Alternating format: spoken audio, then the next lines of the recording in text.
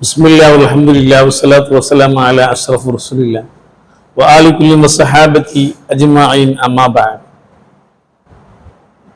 പ്രിയപ്പെട്ട കൂട്ടുകാർ, മദ്രസയിൽ പഠിക്കുന്ന 1-ാം ക്ലാസ്സിൻ്റെ കുട്ടികൾ, ചെറിയ കുട്ടികൾ, പിഞ്ചോമന കുട്ടികളാണ് നമ്മുടെ ഭാവി തലമുറയെ നന്നാക്കി വരാൻ ഉള്ള ആളുകൾ. ചെറിയ കുട്ടികൾക്ക് നാം ഇൽമു പഠിപ്പിക്കുമ്പോൾ വളരെ സ്നേഹത്തോടും കാരുണ്യത്തോടെയും സന്തോഷത്തോടെയും നല്ല രീതിയിലാണ് പഠിപ്പിക്കേണ്ടത്. ഒരിക്കലും ചെറിയ കുട്ടികൾ, 1-ാം ക്ലാസ്സിൻ്റെ കുട്ടികൾ ഇതുവരെ മദ്രസ കണ്ടവരല്ല, ബാലപാഠം അവർ നോക്കിയവരല്ല, അവർക്ക് ഇൽമുമായിട്ട് വലിയ ബന്ധമില്ല, ഉസ്താദുമാരായിട്ട് വലിയ കോണ്ടാക്ട് ഇല്ല. ആദ്യമായി വരുന്ന ആളുകൾ, ആ കുട്ടികളോട് നമ്മുടെ പെരുമാറ്റം വളരെ സുഭദ്രമായ രീതിയിലാകണം.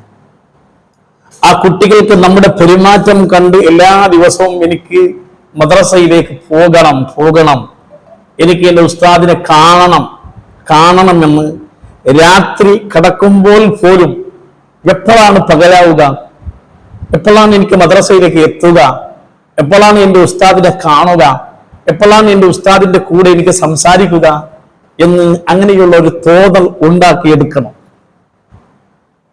അങ്ങനെ കുട്ടികൾക്ക് ഉണ്ടാക്കിയെടുത്താൽ കുട്ടികൾ ഒരു ദിവസവും മദ്രസ മുടക്കാതെ എല്ലാ ദിവസങ്ങളിലും മദ്രസയിലേക്ക് വരാൻ വേണ്ടി അവർ നോക്കും. കാരണം എന്ത്?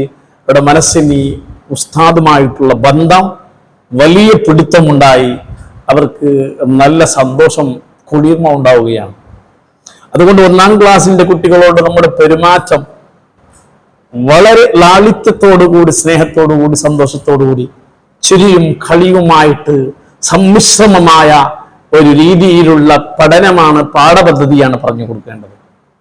ചുരുക്കി പറഞ്ഞാൽ 1-ാം ക്ലാസ്സിന്റെ കുട്ടികൾക്ക് 29 അക്ഷരം, ഒരു കൊല്ലത്തിൽ 29 അക്ഷരം അവർക്ക് ശരിയായി പഠിച്ചാൽ മതി.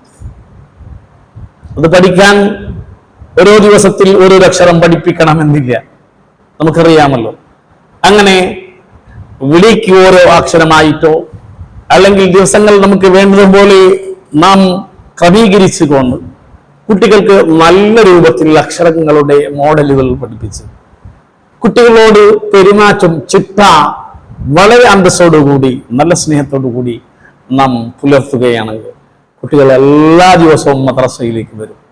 ഒരു ദിവസവും അവർ ആബ്സെന്റ് ചെയ്യൂല.